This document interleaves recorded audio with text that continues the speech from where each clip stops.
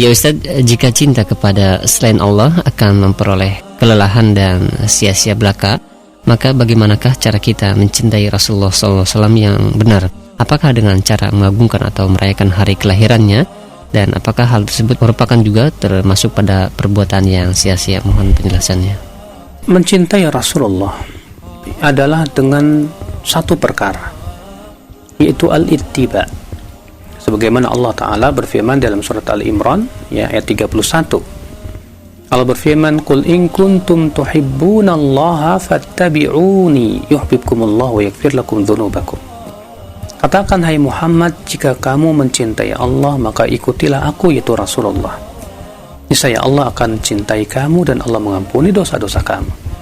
Allah juga berfirman, "Laqad kana lakum fi Rasulillahi uswatun hasanatun liman kana yarjullaha wal yawmal akhir."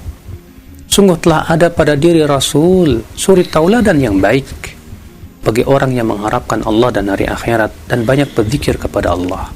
Siapa saja yang mengklaim cinta kepada Rasulullah, dia harus menjadi muttabi', mengikuti Rasulullah. Dan muttabi' mengikuti itu harus di belakang, bukan di depan.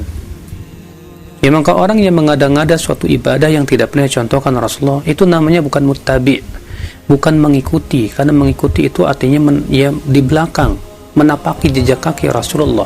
Kalau Rasulullah melakukan, dilakukan. Kalau Rasulullah tidak melakukan, tidak lakukan. Dan itu pun melihat keadaan-keadaan kenapa Rasulullah SAW tidak melakukannya. Sehingga dia berusaha dalam segala perkaranya sesuai dengan apa yang disyariatkan oleh Rasulullah SAW. Adapun kemudian kita mengada-ngada dalam agama, itu hakikatnya bukan muttabi, bukan mengikuti, tapi mubtadi'. Mengada-ngada dalam agama. Kita mendahului Allah dan Rasulnya. Kita berjalannya di depan Rasulullah, bukan di belakang Rasulullah.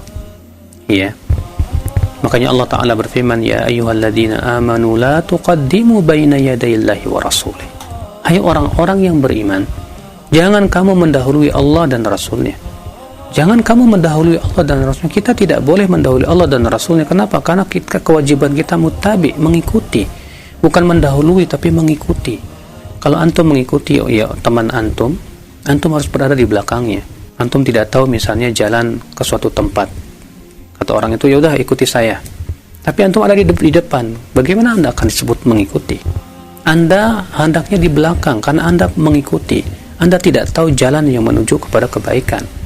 Sedangkan Allah dan Rasulnya, Allah lah yang lebih tahu kepada kebaikan. Rasulullah yang paling tahu tentang kebaikan yang menuju Allah Subhanahu wa Ta'ala. Lalu kemudian kita mendahului Allah dan Rasulnya. Adakah kesopanan yang paling tidak sopan dalam hal ini terhadap Allah dan Rasulnya? Allahu a'lam.